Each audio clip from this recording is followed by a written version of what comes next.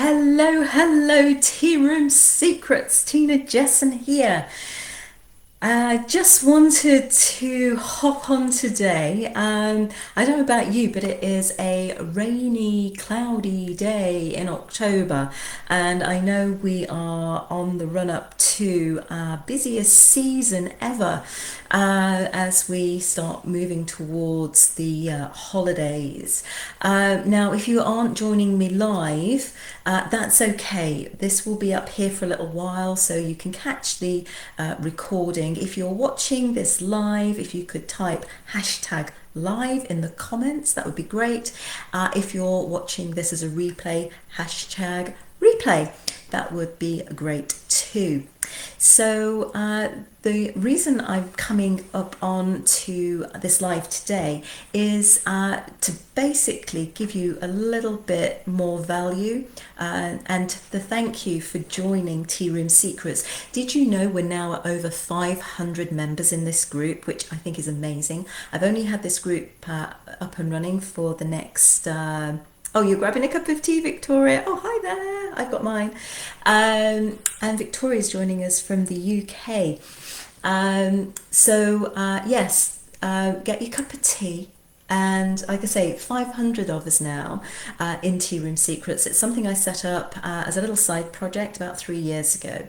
And I'm basically here to share some of the highs and lows and also to give you resources and tools and ideas that you can use in your tea time business or tea related business or tea room, or in Vicky's case, her British pub. There we go.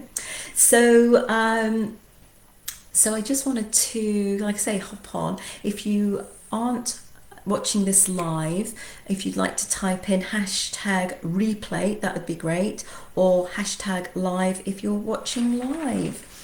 So I've made some notes. I've had lots of people reaching out to me lately. We've had so many new people joining the group, which is fantastic, and never has having this type of business been so important, whether or not you're running a tea business or if you have a physical location. It's a time to bring people together and really celebrate being live, and this wonderful thing that we can offer when we build community. It's something that is so close to my heart, and just know that whatever you're doing, as long as you continue to do it, it's so important for the community that you're in and that's around you.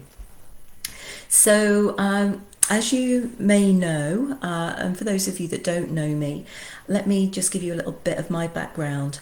I've been a tea room owner for 6 years, but I've been an entrepreneur since the late 1990s.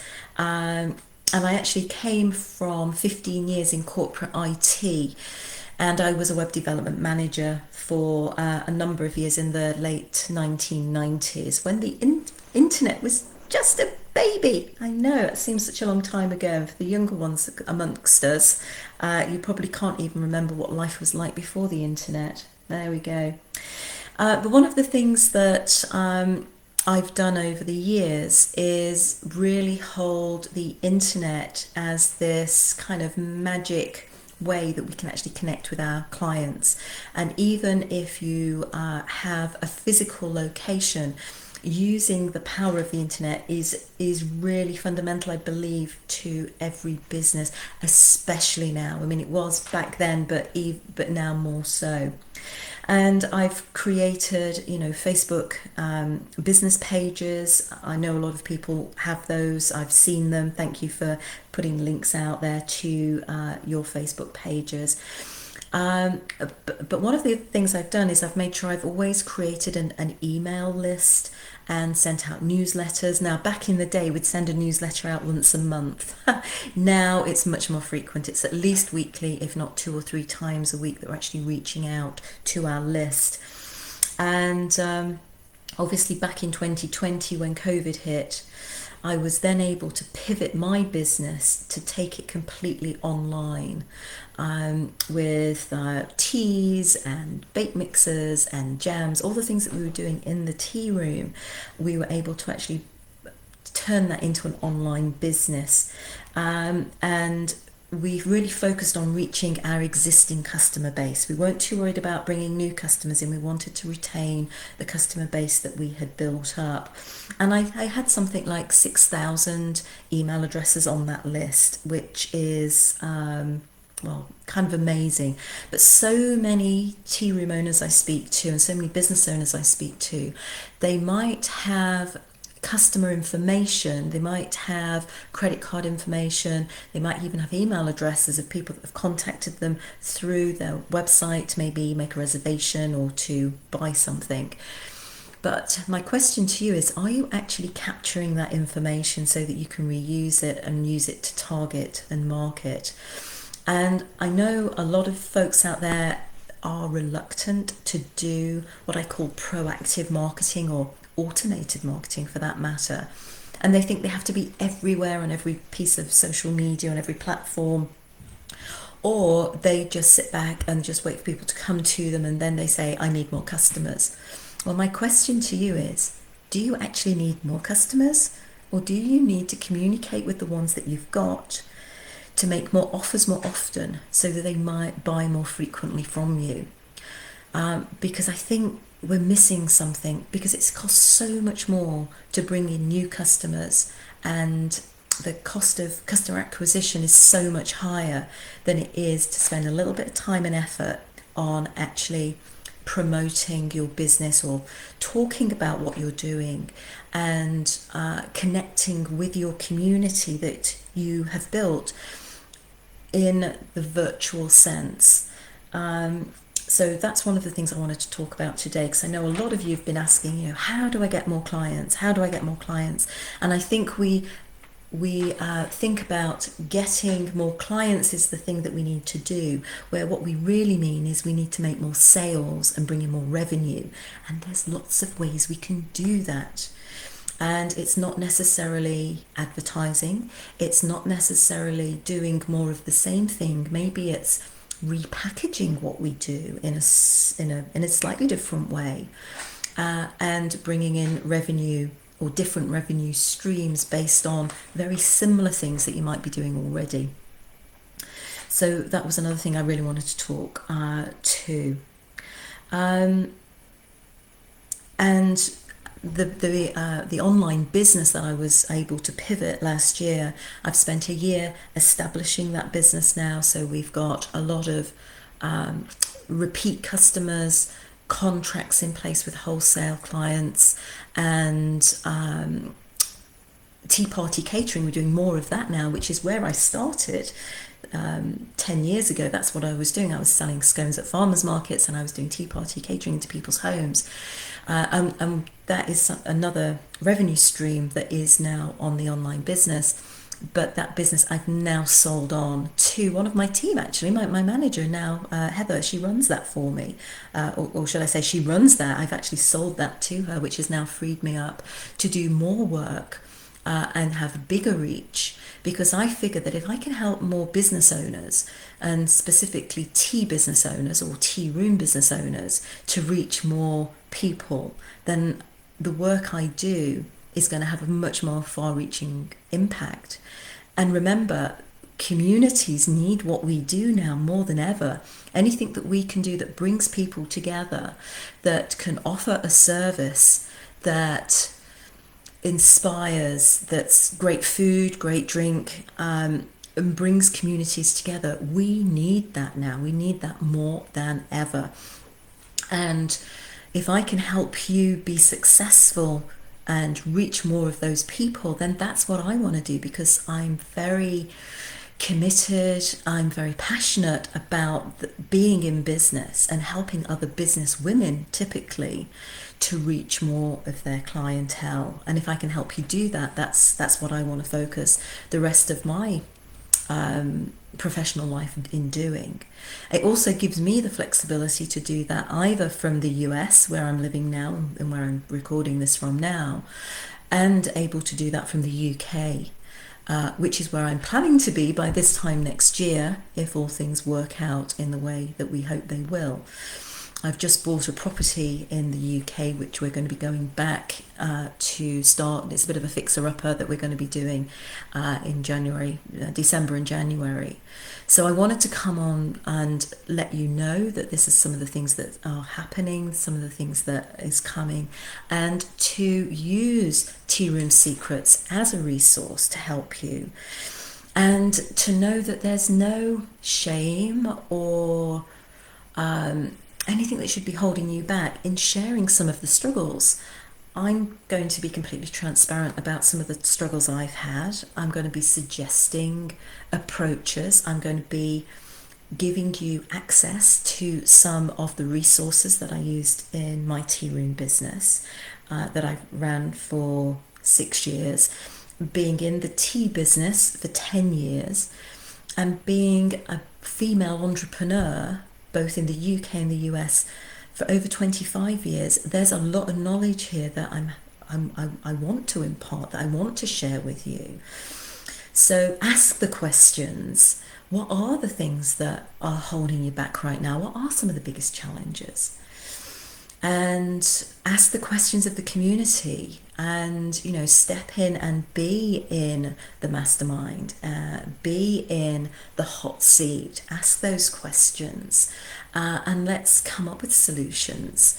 And there is a technique that I call like side door coaching. It's when we're coaching one person and you're basically a fly on the wall, and you can see how someone else has been coached, so you're not feeling threatened or critiqued, but you can see someone else and you can see it from that perspective, and you can think, actually, yeah, that's happening in my business too.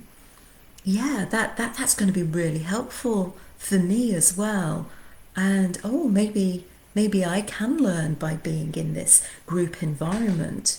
And I say this, there's no shame in not knowing it all. My goodness me, none of us know it all. There's always a new approach or a new idea or a different way of looking at something. But by looking at people that have gone before us, we can take inspiration from that. We can keep motivated by that. And we can learn from that. Certainly learn from that. So that was one of the things I wanted to talk about today.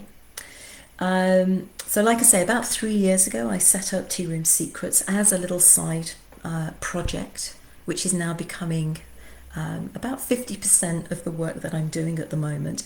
And if you popped over to tearoomsecrets.com, we've actually got that now hosted on the Experience Academy. The Experience Academy is my training platform where I can share things like all the documents that I had that helped me to run my business, all those processes and procedures. If you want to borrow those, you can. I've got those up on there. And some of the trainings that I've developed that actually take you step by step to maybe filling some of the gaps that you feel that you might have in your business. And what I'm seeing at the moment is the kind of two extremes. There's the new business that don't know where to start, the new potential business owner that's not really sure where to start. We have the 15 steps to opening a tea room, for example, to answer that very question. Where do I start? What are the steps we need to go through? What are the things we need to consider? And it can be a bit overwhelming, but that's okay. You don't have to do it all in one go. When I had the idea of opening a tea room, that was back in the 1980s, I said by the time I was 50, wouldn't it be great if? By the time I was 47, I actually opened my first tea room, but it was in the States. I never thought about that back in my 20s. So we're different people. We grow into it. We're not going to do it overnight. And sometimes I think people think, oh my gosh, this is so overwhelming. I don't know where to start. How much is it going to cost? And I think the thing to remember is you don't have to know it all from day one. It will take a little bit of time. Now, obviously, if you can learn from somebody, it's going to shorten the time frame. But the person I am now is not the person I was 10 years ago or 20 years ago. I've learned so much, and you'll find the same, that by taking these small incremental steps, In fact, let me share a little analogy with you. Let's say you wanted to climb Mount Everest, and if you to do that, you would need to train, you'd need to be really physically fit, and then you would start at the bottom of the mountain and you'd take step by step and you would hit these target milestones or base camps as we would go through. And then finally we get to the top and we get to the summit. And it would take time to do that, and you would learn so much from going through the process. Now, let's take another scenario where you just wanted to get to the top of Everest and you wanted to see the view. And you took a helicopter to the top of, the highest point that you could, that was safe to take that helicopter. And then you step out of that helicopter, and the intention is that you want to see the view. The problem is, you probably wouldn't see the view because you would probably collapse, because the air up there is so thin and you haven't acclimatized, your body hasn't acclimatized. You would actually collapse in a heap, and you wouldn't see the view because you hadn't gone through the stages you need to go through to get your body acclimatized to where you are. Which is often how it happens in business. We have this massive vision, but we're over here and we want to be up here. And it's going to take time and learning and some mistakes and missteps. And we're going to have to get there step by step by step. And that, as a coach, is what I'm here to help you do, is to map out that pathway for you and work with you step by step by step, so you're feeling supported. And I was talking to a client only the other day, and we were talking about this idea of a three-legged stool. So for those of you that are starting out, it just seems such a big step and you're panicking and you're thinking, oh yeah, how much is it going to cost and can I do this? But there's so many other questions in there, which is why the 15 steps to opening a tea room can be such a good starting point for you.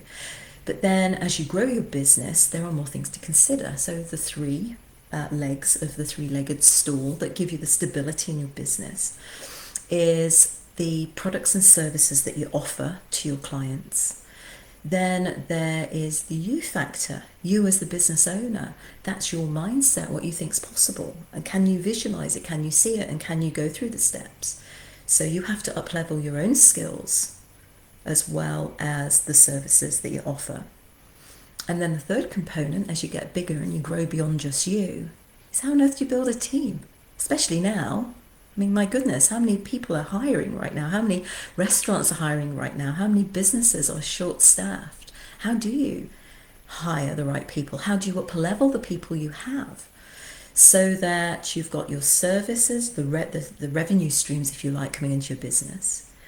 So you've got your services down, your product down. You've got your mindset growing and your skill set growing as your business grows. And you're bringing in your team so that your team's mindset and your team's skills and their buy-in and what you need from them is growing as you grow. And I see so many tea room owners and business owners generally getting to that point where they become the bottleneck. They try and do it all themselves. And I must admit, when I learnt this myself from personal experience, when I had my tea room and I'd hired people, and when I realised I needed to up-level my team and not try to do it all myself, it was absolutely life-changing. It really was.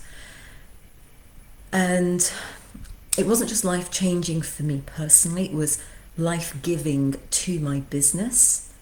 And it gave so much support to my team. Now, I don't know if you've ever noticed that when I talk about bringing in people to help you, I always talk about building your team. I don't talk about the staff, I don't talk about the employees, I talk about team. Because it does take a team, it takes a team mentality. You need to build the team, they need to be on board. we had a question recently on Tea Room Secrets that was, how do I ensure that the people that I do bring in, do the work and they turn up on time, and how do I talk to them when they don't do these things? It's actually quite simple, really. We need to make sure that what we do when we hire in the first place is make it completely crystal clear the kind of person we want. We don't just want somebody with a pulse. We need somebody that is going to turn up on time, that values reliability. Have a reliable car, that they will turn up. They are going to be focused on their timekeeping, and know that you, as the owner, the manager, the person in charge, is looking for that kind of person. And if you're not that kind of person, then don't bother coming to the interview. Don't bother applying. That's not who we're looking for. But make it beyond that. Make it beyond what you need of them. What is it that you, as the business owner, can offer them? And I'm not just meaning, pay and rations, although that comes into it. You do want to be offering a reasonable pay. But then you think, well, how can I afford to pay for somebody because I'm hardly making any money already? Well, then I point you back to, well, what are you charging for your services? Are you actually making any profit? Do you need to put your pricing up? Which is why we developed the menu pricing for profit module over at Tea Room Secrets, because you need to get your pricing right. Because if you're kind of doing all this work and you're giving it away, and I was talking to a potential tea room owner only last week, and she was saying, we charge this much, and people take away these massive doggy bags, and I'm thinking, you're giving away too much. You're giving away all your profits. You're not charging enough, and you're delivering too much. And we can sometimes get into that whole mentality of, we want to serve, we overgive, we want to make sure that they go away happy, we don't want them to come back and complain, we want to make sure that we're over delivering, and then you end up giving away all your profits, and then it's like, well, I can't afford to bring anybody in because I can't afford to pay them. And it's like, well, let's have a look at your pricing then, because unless you get your pricing right, you'll never get out of the trap, this over delivery trap. You're doing it all, you're delivering too much, and then you start resenting your business. And guess what? Within 3 years, you will have burnt out and given up on your dream. I don't want that to happen to you. I want to make sure that we're taking the step by step by step. And if you're finding yourself in that position where you don't have the right people, or you can't afford to bring in people, chances are you're not charging enough. But then you might say, well, Tina, I don't actually have enough clients yet. I don't have enough customers. I don't have enough guests coming through. And then I go back to, well, what are you doing with the ones that you do have through? Are you encouraging them to come back again? Have you got different services that you can offer them? And then I might say, well, what can you do outside of the tea room environment? What can you do outside of your website? Because you know something about tea. You know something about afternoon tea.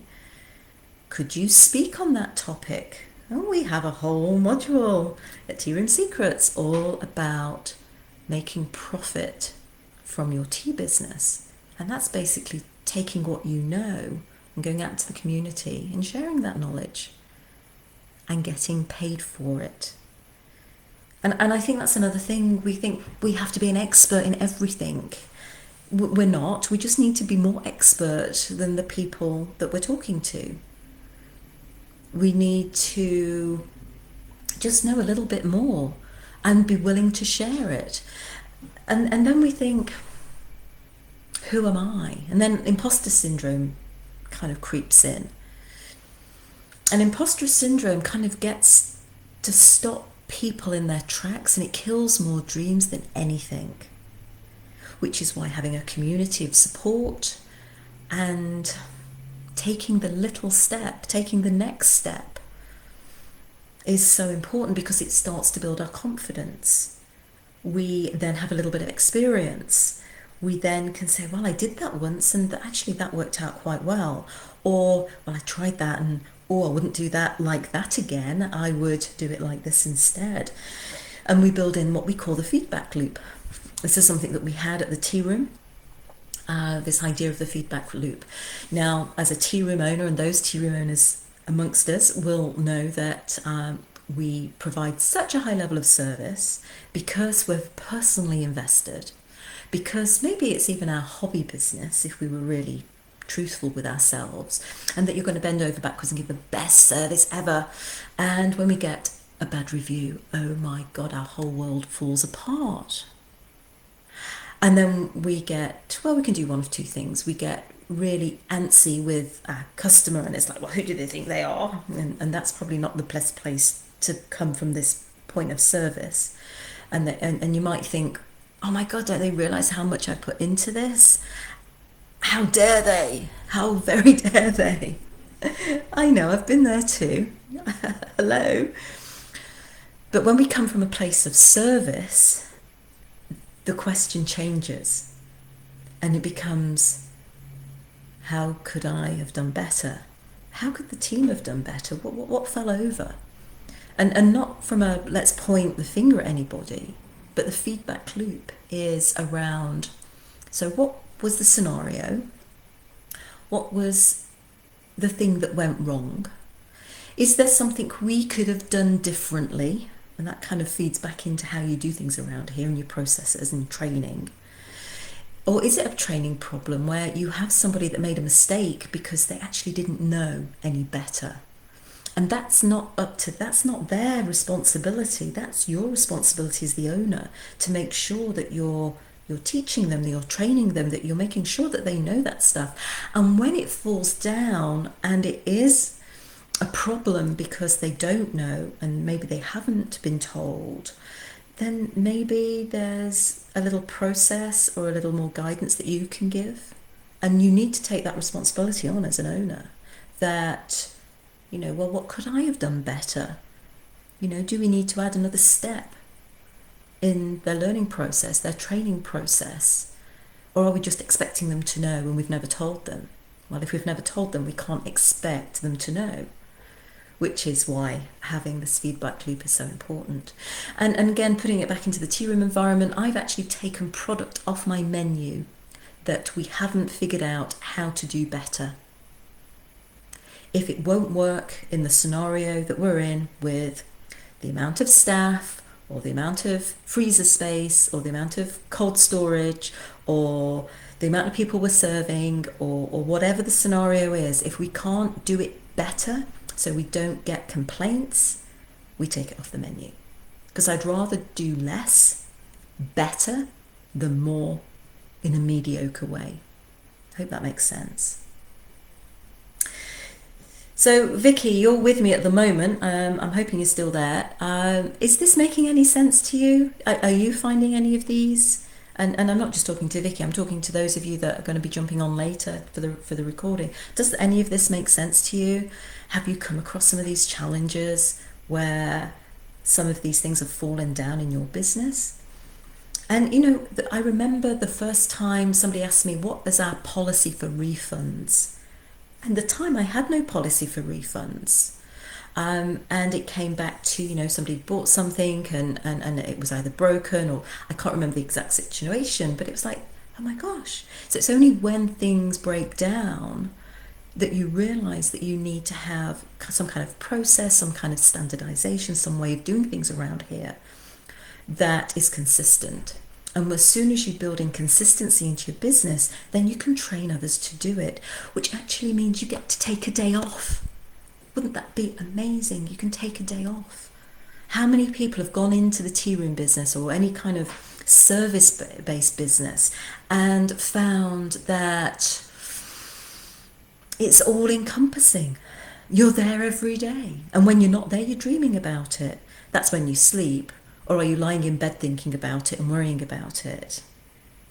Thanks, Anne. Yes, this makes sense. Fantastic. The more we can be prescriptive, the more we can, I call it kind of productionize, but it's how can we standardize what we do? We do it this way. This is how it looks. This is how it needs to be. And I'm not saying we do the same thing day in, day out, but we do it in the same way day in, day out. Does that make sense? And that's,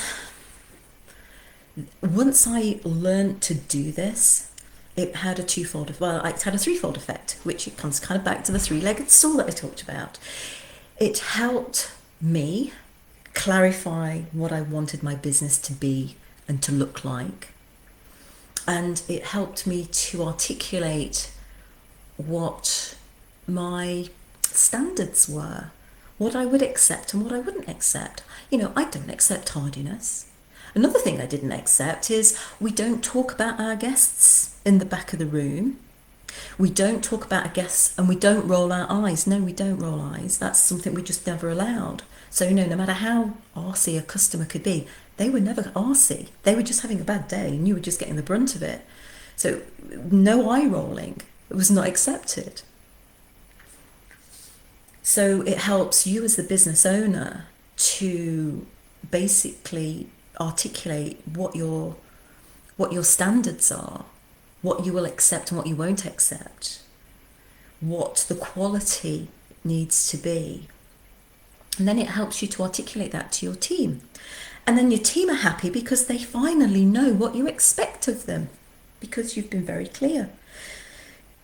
You're not making any compromises and you expect them to uphold your brand. And that's how I would describe it. We uphold the brand. We uphold, in my case, it was the Tina's traditional brand.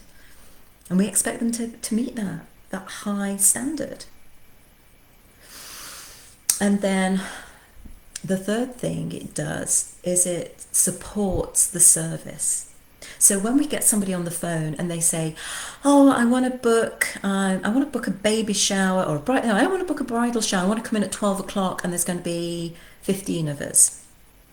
And then it's like, well, if I did that, I could only do one sitting for 15 people on that Saturday. But I know my Saturdays I can fill up, 3 or 4 weeks in advance if I only have one sitting for those 15 people. So how can we make that 2 seatings? Well, it's how we do things around here. So we come up with a standard, and that standard is, well, we could have one seating at 11 o'clock for 2 hours. That takes us to 1. But then we need to strip the table, we need to wash up, we need to reset. Oh, that's going to take us about half an hour. But then at 1:30 I could bring in another group. So already I'm doubling the amount of business I'm bringing in on that single Saturday. Oh, and there's 4 Saturdays, sometimes 5 in a month. So if you could put that process, so when people ring up and say, "I want to book this shower in at midday," you say, "Well, actually we don't do that. The way we do it is you can come in at 11 or we can come in at 1:30. And I actually have 1:30 available on that date that you're looking for. Would that work for you?" So by having those constraints, and I know when we set up a business, we go, "Oh, I don't want to work for somebody else. I want to do my own thing. I want to be able to do what I want to do when I want to do it, blah, blah, blah." But once you put framework in place and you have standards or set ways of doing things, or even just stating this is the way we do things around here, and it's like, well, we have an 11 o'clock slot and we have a 1:30 slot, and we can now double our business on a Saturday by doing that. So like I say, it's not always about how do I get more clients. It's not always about how do I get more customers. Sometimes it's about how do we work in a smarter way. How do we restructure what we do and how we do it? How we repackage what we have? How do we take what we're doing in the tea room and turn it online like we did in Tina's Traditional, where we took our teas and our baked goods and we turned them into bake mixes that we could sell online and we could ship around the US, and now we're reaching more people because we're doing things differently. And being open to that, being open to the whole idea of it doesn't always have to be the way you think it has to be. And that takes mindset, and that takes learning from others, and that's taking ideas and running with them and making them your own. And not thinking you have to know it all from day one, because nobody does. When I first moved to the US, I had no idea how to run a business in the US. Even though I'd had a business in the UK for the previous 8 years, I had to learn. My learning curve was like this. And then because I went into a food business, which I'd never run in the UK, I not only had to learn how businesses run and all the different tax forms and how we set things up and setting up an LLC and all the paperwork side of the administration of a business. On top of that, I had food compliance issues to deal with. So, when I came here, it took me a while to get some traction. My learning curve was like this. It really was, because everything I had to learn was new, even though I'd had a business for 8 years in the UK. So business and the issues, so I knew what questions to ask and what to look for because I'd already done that, but it was so different here in the States. And when I go back to the UK, if I do food there, I'm going to have to learn a different way of doing things there. So we're always learning. The person you are when you start your business is not the same person that you will become after a year or 2 years or 5 years or 10 years, or like me, 25 years later from starting my first business. When we're full of optimism and excitement and this can do, it gets tempered a little bit by some of the hard knocks that we've had along the way. But I think that's an important point to realise as well, is that challenges, we need to normalise the challenge, to know that the challenges that we are going to hit those bumps in the road. I'm sorry, but that is life. I'm not going to tell you them to scare you off trying, but to recognise the fact that you are going to get setbacks. You are going to get challenges. You are going to get that really annoying customer. You are going to get that really unreasonable request. But then it's like, well, how are you going to face those challenges from a point of service to others? Even as simple as making a cup of tea. I mean, I really didn't appreciate this when I opened my first tea room, because I had this vision when I was in my 20s that one day, after going to Betty's Tea Rooms in York, that one day I wanted to run a tea room like Betty's. By the time I was 50, that was my vision. By the time I got to doing it, it was tough. Little steps, lots of learning. And I say, if only I'd had a community like Tea Room Secrets when I first started, it would have helped a lot. I did have a tea room owner who was a mentor of mine, and she gave me so many shortcuts. But even so, there's lots of learning to be done. There really is so much to learn, and learning from each other is an amazing thing to do. So, okay, I've been talking for, 40 minutes now. So if anybody's got any questions for me, please reach out to the community. If you have questions for me whilst watching this video, put the questions in the comments. Do hashtag live if you're watching live, hashtag replay if you're watching the replay. I know I'm coming out to you on a Friday. It's probably one of the busiest days you've got if you actually own a physical tea room, because you're going to be getting ready for a busy weekend. You might not even be closed yet. You might still be open till 4 o'clock in the afternoon, East Coast time. Obviously, that's where I am. But like Vicky, she's in the UK, and it's probably getting on for 9 o'clock there now. So I appreciate you coming on and contributing to this. So if you have questions, ask the darn questions. There is no shame in that. So I'm going to leave you with a question that might help you, no matter where you are. If you've got an online business, if you've got a tea room, maybe this won't help as much if you haven't started a tea room yet, started a business yet. But the question I have for you, for those of you that are in business, is this one. Do you actually capture your client or prospective client details? Do you actually grow your list on purpose? So many of us use social media, and social media is okay, but you don't actually own the data. You start collecting email addresses and actually putting it into deliberately growing your list. then you can start to automate some of your marketing. And there'll be some of you there going, I don't really do any marketing, and I don't like marketing, and I don't know what I'm doing when I'm marketing, and I just hope people come through the door.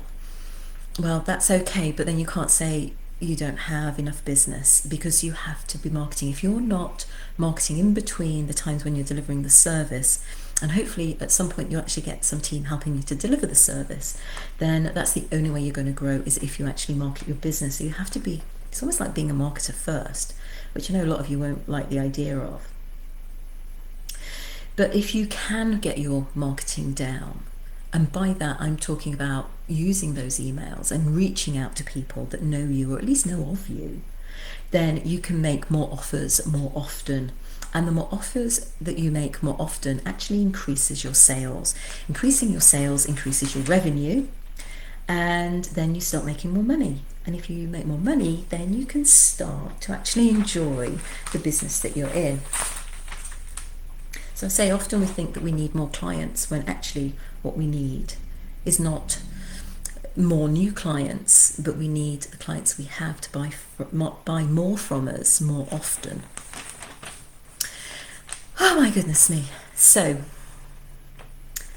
thank you for being with Tea Room Secrets. Ask the questions. Let me know how I can best help you. And a couple of things that have come up. I'm just going to answer a few questions that have come up over the last couple of weeks, really. Sometimes we get completely caught up by what on earth we're going to call our business. And it's one of those things where it doesn't really matter what we call our business, as long as it's meaningful to us and you can build a story and meaning behind it. And it's something that you're comfortable with. I know someone that came up recently was saying, my family are pressurizing me to, use this name that's a nickname for my niece.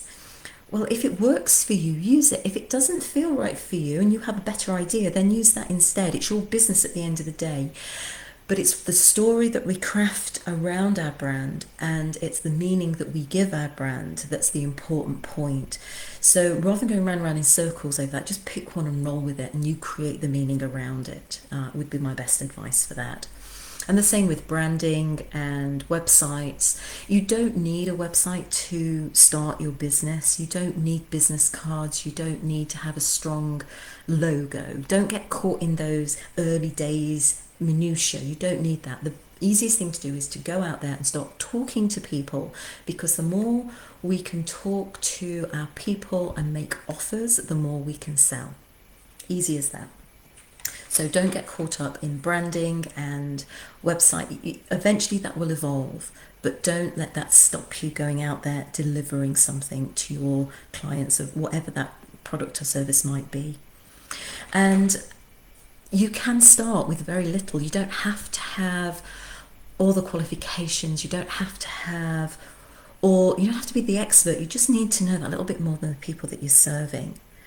Be that through selling tea online, be that through running your tea room, or be that through speaking. I've made so much money speaking at libraries with very simple Tea 101 or very simple afternoon tea history talks that I can do. And I find them fun. Not everybody will, but I find them so much fun. And it's such easy money. I talk for 45 minutes and I get paid hundreds of dollars for it.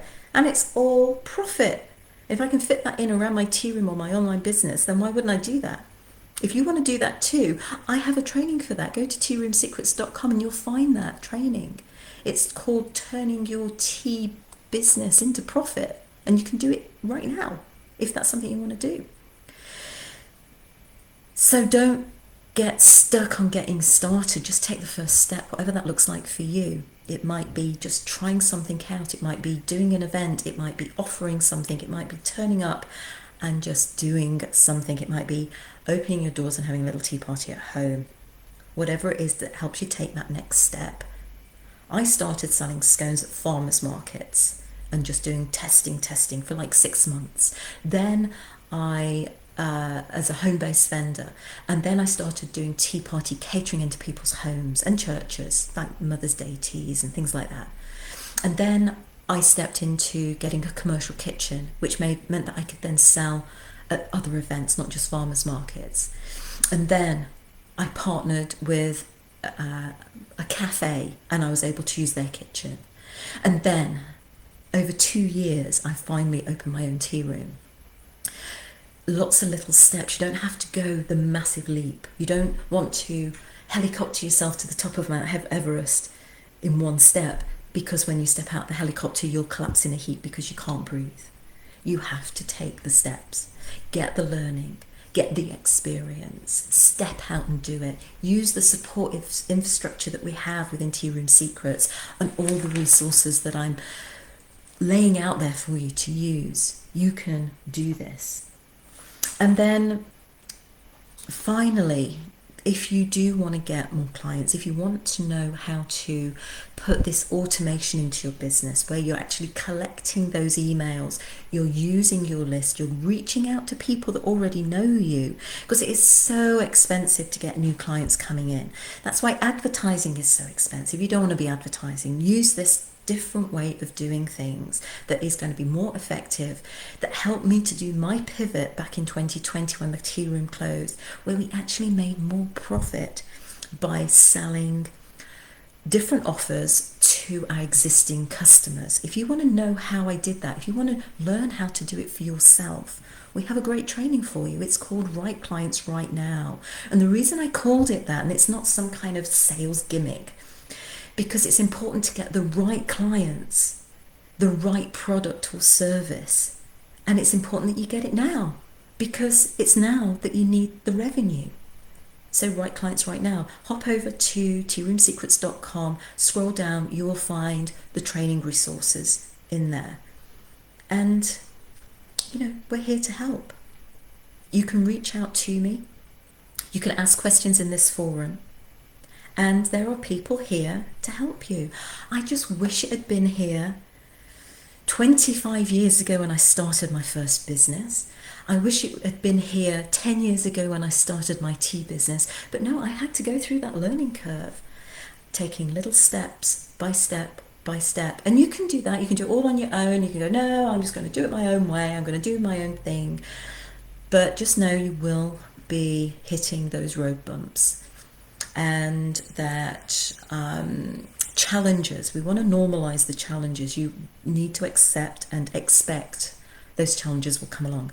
If you can get help getting over them quicker, or if you can get some signposting to avoid them altogether, why would you not do that? Oh my gosh, that would be so incredibly amazing. And there is no shame in asking for help. There is no shame in getting support. And as women, we'd rather be in a supportive environment and community. It's tough on your own. My gosh, I've been out there on my own doing stuff. But I've also asked for help. I've had advisors, consultants, training, coaching, because sometimes it's easier to get that perspective from others. And it also helps bring you along those steps, because so many dreams die because people don't know the next right step to take, and the fear of not knowing and the fear of taking the wrong next step can paralyze us. It really can. So anyways, I've been rambling away. I hope some of this has been helpful for you. If you're watching this live, hashtag live and say hi. Tell me if this is making sense to you, if this is being helpful. Hashtag live, and then just let me know you're there. If you're watching this on the replay, different hashtag. It's just hashtag replay. And let me know what you think. If you've got a question, if you think this is helpful, if you are glad to be here within the Tea Room Secrets environment, in this community. Say we've been going 3 years, we're over 500 people now in this community. Everything from people looking to start their business, not knowing, having a dream of starting a tea room, just like I did in my late 20s, when I was in Betty's tea rooms and having the most amazing experience ever. and thinking to myself, oh my gosh, I want to own something like this kind of tea room, like Betty's, by the time I'm 50. Wouldn't that be fantastic? And holding that light, and then being able to do it at the age of 47 when I came to America. I mean, who'd have thought that? I mean, oh my gosh. So I know what it's like to have that vision. But then it's very hard sometimes to take that vision and know the next step to take, which is why I came up with the 15 steps to starting your tea room business, which if you hop over to tearoomsecrets.com, you can download those 15 steps for free. Maybe owning a tea room isn't your thing, but you want to have some kind of tea room. Oh, thanks, Anna. Maybe you want to have some kind of tea related business. Maybe you want to sell tea online. Maybe you want to do blending yourself. Well, that's good too. Maybe you want to speak on the whole benefits of tea, the health benefits, or maybe afternoon tea, because to be honest, afternoon tea is so cool. I started wanting to do food before I wanted to do tea. Yeah, just thought I'd throw that in there. But whatever aspect of business you want around the tea industry, if we like, there is something that you can do. There is ways of making money. Yes, Anna, ask a question. Please do. Just put that question in the comments. I'll be happy to answer it for you. Absolutely. So there's lots of different revenue streams that you can do, different business models you can adopt. You don't have to have the full-blown tea room. I started selling scones at farmers markets. I started doing afternoon tea, tea party catering into people's homes. I've even opened up my home and had people having afternoon tea here. And it's fun. And if that's all you want to do, that's fine. If you want to run a tea room, it's going to be a massive commitment and you need to be sure you're ready. But like I say, we've got some great things that we can offer there. Okay, so Anna's question. Have I ever had to ban a customer? How did I handle it? Oh my gosh, Anna, I would really love to know what the scenario was behind that. I don't think I have. Have I ever had to ban a customer? I know I've had challenges with parents and children, and I don't know if it's because of the English accent that I get away with saying more than perhaps some would.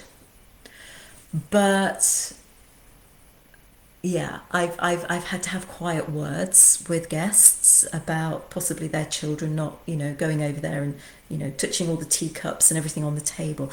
I've never had to ban anybody, no. Oh my gosh, I'd love to know what that is. If you feel that you can give me a little bit more of the scenario, I would love to understand that.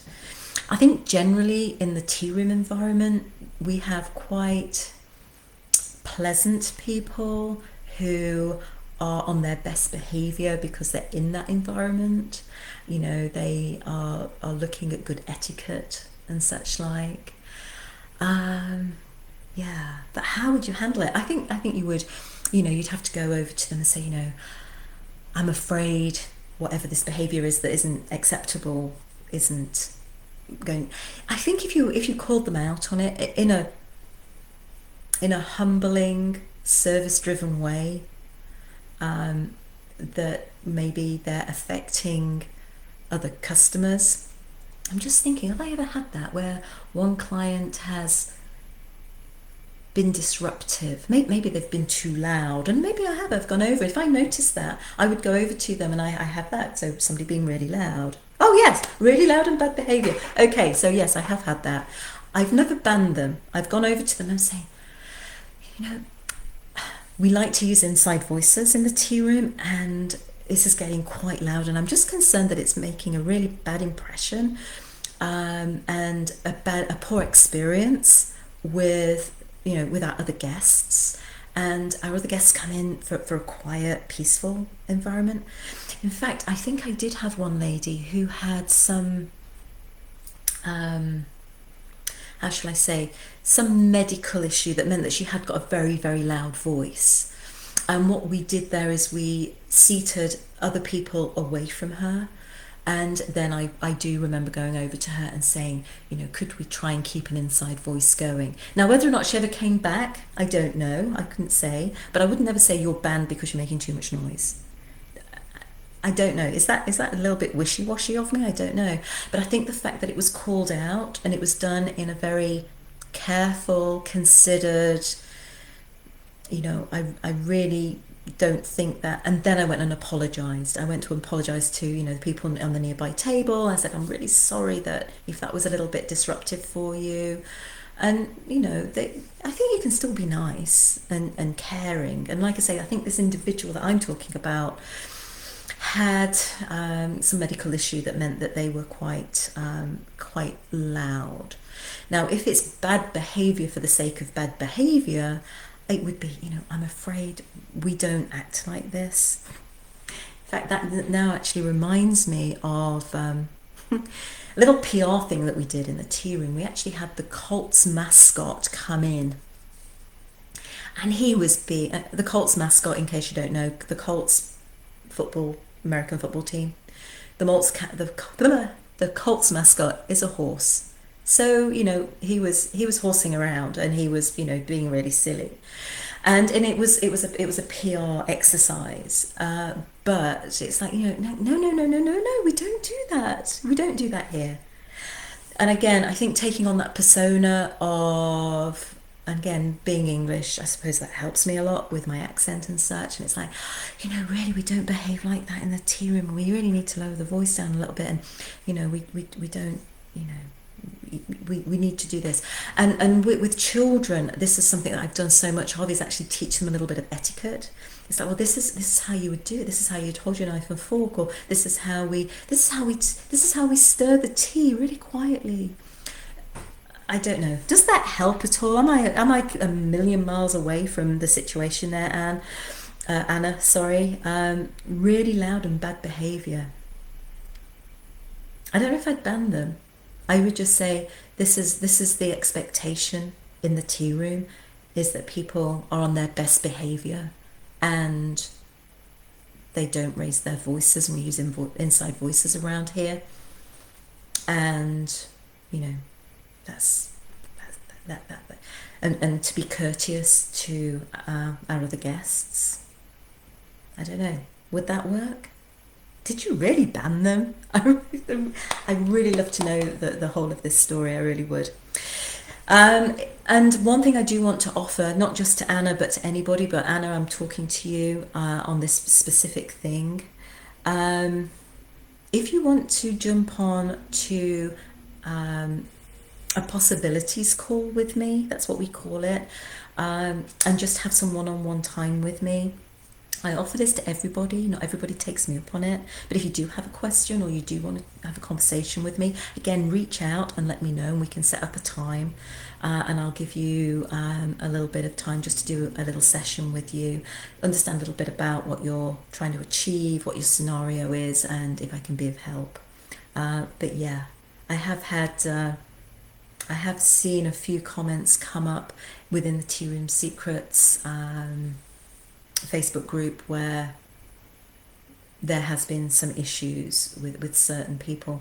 I do remember one lady came in with a really tough attitude, and she was not happy at all. I don't know if we'd messed up her reservation or a table wasn't ready, but there was something that put her in such a bad mood. And I personally went over to her, and I remember touching her on the arm, which might not have been the best thing to do, but I was like, I'm sorry you're so upset over this, and and then you kind of go out of your way. Oh, cussing. No, yeah, loud children, absolutely. Yeah, okay. Yeah, that is not acceptable behaviour at all. And I think that's what I would say to them. I would go over to them, I would call them out and say, this behaviour is not acceptable. We can't have you swearing in the tea room. We can't have your children running riot. We need to calm down and, take a slightly slower approach. Whereabouts are you, Anna? I'm kind of curious what part of the world you're coming to us from. If this is somewhere in the US or somewhere else. I know different locations can have different. But yeah, I mean, I have had children running around, and I would even go up to the child and say, "We don't run around in the tea room," because I mean, there's people with hot cups of tea, people carrying teapots. I mean, it's an accident waiting to happen. It's a lawsuit waiting to happen. Yeah, I would definitely speak to the children directly to know what's acceptable and what's not. And if there's an adult involved, I would also call them out on it. Again, being pleasant, not raising voices, but saying, this is the way we expect you to behave if you're coming into the tea room. I don't think there's any harm in saying that. In fact, I think in a tea room environment you can really do that, because that is the environment that you're trying to maintain and an experience that you're trying to uphold. And it's the same as the idea I was talking about earlier when we were talking about our team, what's acceptable and what's not. I mean, you could even have a code of conduct. I mean, if this is something that happens, oh, you're in Pennsylvania. Okay, thank you for that, Anna, I appreciate that. You could even have a code of conduct that no running, no shouting, no squealing, and definitely no swearing. That would not be acceptable. Absolutely. I don't know if I'd ban them as such though, because it's a learning thing. This is our expectation. If you're going to come in and do that, then you're not welcome. But I don't know what the situation was. Maybe they were having a particularly hard day, or perhaps they're just not the kind of right people for you. And I would suggest that just by calling them out would mean they would probably not come back again. And if they did, they know that that's, you're going to call them out again. I hope that's been helpful. That's a really good question, though. Really great question. Thank you for participating. I really appreciate that. So anyway, I've been rambling on for about an hour. I hope this has been helpful. If you are watching this on replay, #replay, let me know if you would like me to do these again, and let me know what's meaningful to you, what you need help with, what you're struggling with right now, what is the next step for you that you would need some support with. The more I get feedback from you, the more useful I can be, the more of service I can be. And like I say, check out www.tearoomsecrets.com. That will take you to the page on our Experience Academy platform, which is our learning platform, and you can download some great stuff. I think I've got 3 freebies there. I've got the 15 steps to starting a tea room, I've got Beyond the Tea Room, and I've also got the 20 ways to market your business online off for free. By the way, I don't think we say that, but it is marketing your business online and off for free. I'm a big believer in free stuff first. I have a whole segment of that within Right Clients Right Now, the training program, which is about 6 weeks of self-study that will help you to really capture your audience and start marketing to them effectively, so that if the worst case happens, like a global pandemic hits and you have to completely change the way you do business, you are still going to be in business because you've got clients that you can go back to. And that's why I started doing the Right Clients Right Now program. So if that speaks to you, that's on the Tea Room Secrets website at tearoomsecrets.com. And if you've got any other questions for me, let me know. I'm going to shoot off now. Thanks, Anna, for taking part today. Really, really appreciate that. Just a quick question for you, Anna. How long were you in business for? How long have you been running your tea room?